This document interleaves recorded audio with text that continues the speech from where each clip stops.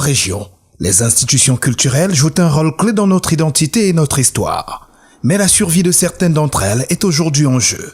Le musée de la Côte-Nord à Sept-Îles lance ainsi un cri d'alarme, car l'institution fait face à des difficultés financières majeures et à la nécessité de se réinventer. Le musée de la Côte-Nord, c'est un musée, comme le nom l'indique, c'est qu'on veut conserver, diffuser, partager et protéger le patrimoine de la Côte-Nord.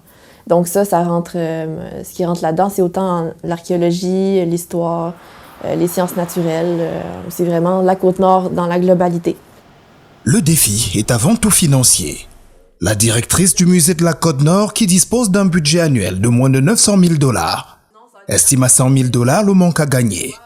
Le musée, avec 4 autres institutions dans l'est de la province, réclame de la part du gouvernement du Québec un investissement immédiat de 2,54 millions de $, afin de soutenir les 43 musées situés en régions éloignées et d'intégrer de façon permanente un supplément lié à l'éloignement. D'abord, le PAFIM, c'est notre subvention principale pour nos frais d'opération. Oui. C'est ce qui nous permet de rester ouvert à l'année, là, sans compter les projets. Oui. En fait, là, il a été question d'une révision un peu du budget parce que on est plusieurs musées à être dans une situation financière assez difficile.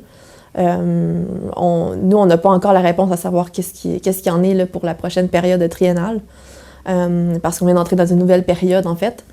Donc c'est ça, nous, on souhaite vraiment, là, pour le musée et pour les autres musées éloignés, qu'il y ait un ajout là, qui soit fait au PAFIM pour réduire l'inéquité qu'il y a en fait entre les musées éloignés et les musées près des grands centres, pour les frais là, qui sont plus élevés liés à l'éloignement. Ce sous-financement a des conséquences directes sur les opérations et la vie même de l'institution. On n'est pas les seuls, là, mais comme nous sommes un musée de régions éloignées, il y a quand même plusieurs difficultés là, plusieurs difficultés qui s'amènent à cause de ça. Entre autres, c'est sûr que nous, il y a beaucoup la question du financement qui est assez difficile. Là. Ça coûte assez cher là, d'opérer un musée en région éloignée, puisqu'on est éloigné justement. Donc, si par exemple, on veut faire venir une exposition de Montréal ou d'ailleurs, ça va nous coûter plus cher avec les frais de déplacement. Même chose si on veut faire venir de l'expertise de l'extérieur aussi. Là. Le musée de la Côte-Nord, ici à Sept-Îles, est mieux qu'une simple vitrine de l'histoire régionale, un véritable moteur culturel et identitaire. Mais malheureusement, en coulisses, ce rôle vital est menacé. Sous-financement chronique, conservation des collections et défis d'attractivité sont là les difficultés qui mettent en péril l'avenir de l'institution. L'avenir des musées passe inévitablement par l'innovation et la technologie. Et celui de la Côte-Nord parie sur des expériences plus modernes pour attirer de nouveaux publics. Notre exposition permanente, on en est très fiers. Là. Elle a été inaugurée l'hiver dernier. Donc, on était dû. Hein. L'exposition qu'on avait juste avant, elle avait vraiment plusieurs années. Là. Donc, on a voulu remettre nos informations historiques à niveau, ajouter un aspect technologique vraiment intéressant, ajouter de l'attractivité à l'exposition, tout ça. Par contre, c'est sûr que c'est le genre de projet qui coûte assez cher aussi au musée. Donc, c'est un exemple aussi là, on a voulu faire un très beau projet qui était absolument nécessaire pour le musée, pour attirer plus de gens possible. Sauf qu'après, nous, on doit trouver les façons de le financer. On doit trouver comment faire en sorte que ça n'ait pas un impact trop grand là, sur les finances du musée. Un bilan de la nouvelle exposition et l'exploration des pistes pour consolider les revenus autonomes sont nécessaires pour pérenniser cette orientation stratégique, selon Madame Lacroix. Nous, depuis l'an dernier, on a dû couper nos heures d'ouverture en fait, durant l'hiver.